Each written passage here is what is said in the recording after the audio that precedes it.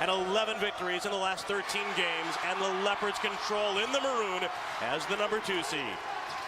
Both these teams, man-to-man teams, we've seen them play zone in spots, but should be man-to-man throughout.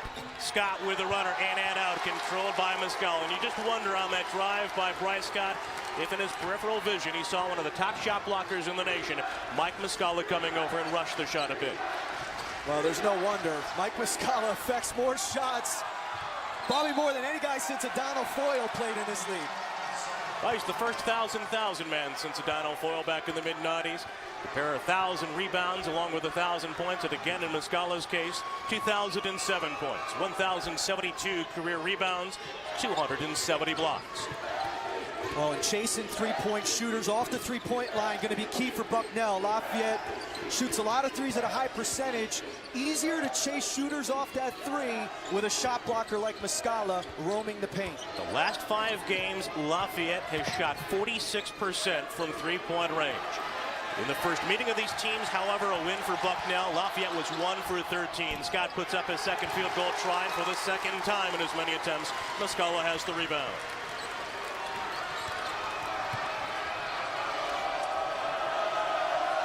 Johnson hit a huge shot, to say the least, in the semifinals after Army had surged in front. So did Ayers, who misses for Bucknell. Muscala running down the long rebound. Well, keeping Muscala off the offensive glass, Bucknell in general, going to be big for Lafayette. And the first whistle of the night from official Paul Hovinen with a foul on the drive by Ayers as we look at our keys to the game. Well, Lafayette's going to have to do a great job on the glass. I call it gang rebounding, meaning guards are going to have to get in there as well.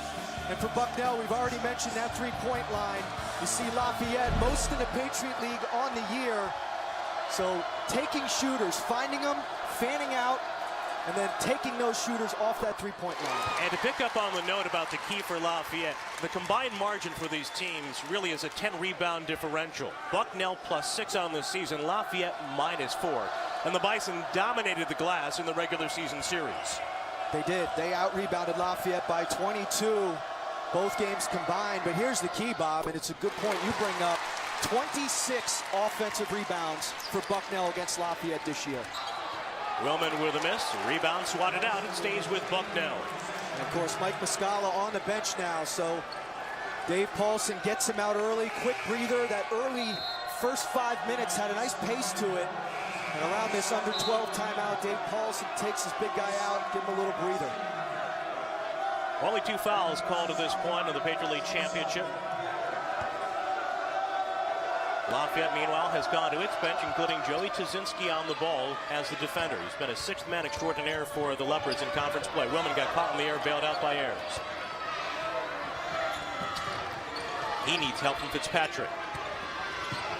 Bench for the Bison, pivotal in that semifinal win, Chris. Great contributions really from the 3 players who share the point, including the guy with the ball right now, Hill. Well, the Bucknell starters, 80% of their points come from those starters. So to get anything from the bench, like you're saying, is huge. Right there. On cue, Brian Fitzpatrick, the transfer from Penn, averaging a deuce per game. Bryson Johnson loves to shoot the 3. All-time leader at Bucknell and in the Patriot League. Nice move by Muscala. How many times have we said that through the season over the course of the last 4 years? Well, Dan Trist had no chance on that. I mean, that's just a pro move right there. Sized him up and then just spun on him. He was left only to admire the move by Muscala inside. Bucknell by 5. It's the largest lead. Trist facing up over Muscala.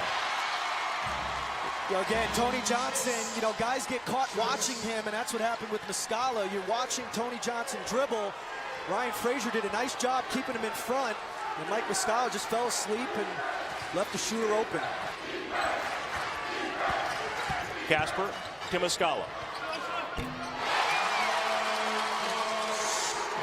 I don't know what other superlatives to use. He does it everywhere. I mean, really, he's done it at the basket. He's showing you his stuff in the post, and then he shows you can step out and shoot that shot. Muscala now with 6. The Bucknell lead to 8. It's the largest margin in the opening half. And he's blocked a couple shots. What else do you want? Tuzinski forcing up with 3.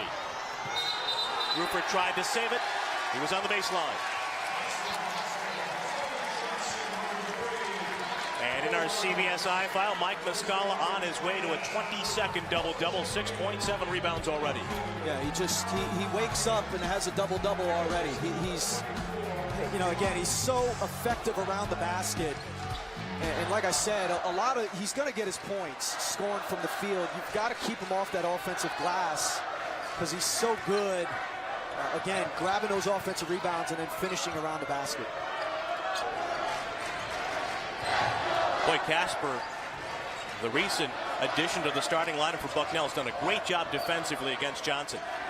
And the ball screens for Lafayette haven't worked because Casper's gone under those ball screens. Tony Johnson will not shoot behind him, and it's limited Johnson's mobility off of them. Meanwhile, Bryce Scott, an all-rookie performer in the Patriot League, 0 for 5 from the field. Guy belongs on that list, too, the head coach of Villanova in basketball, Jay Wright.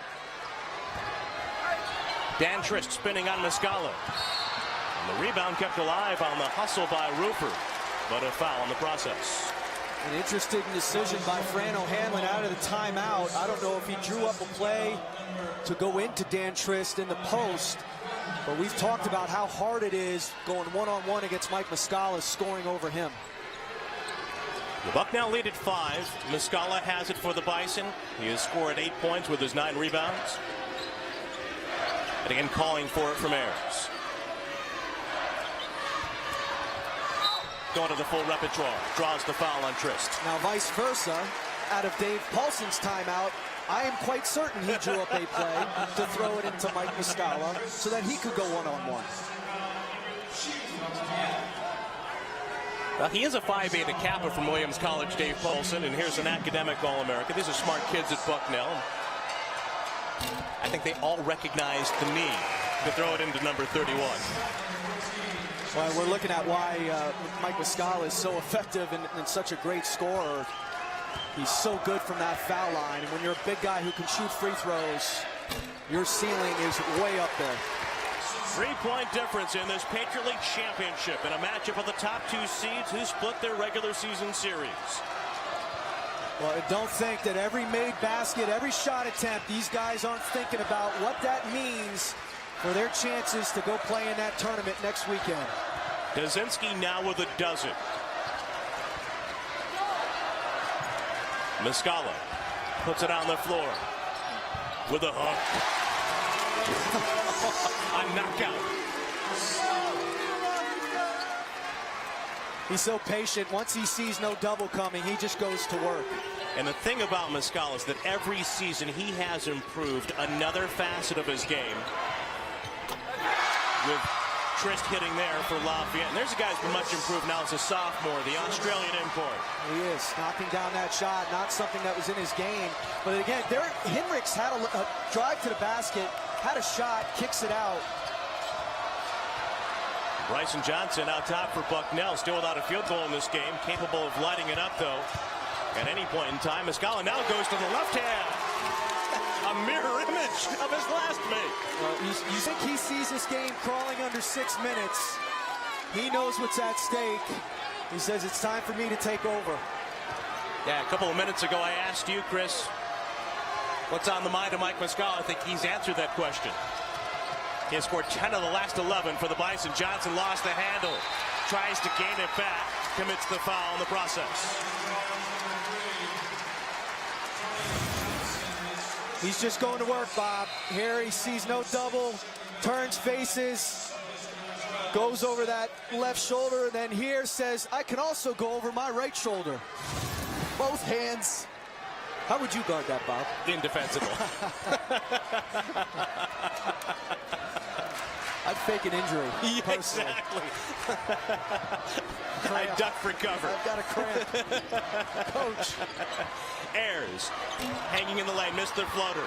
Fights for the rebound. Got it back. Forces it up and in.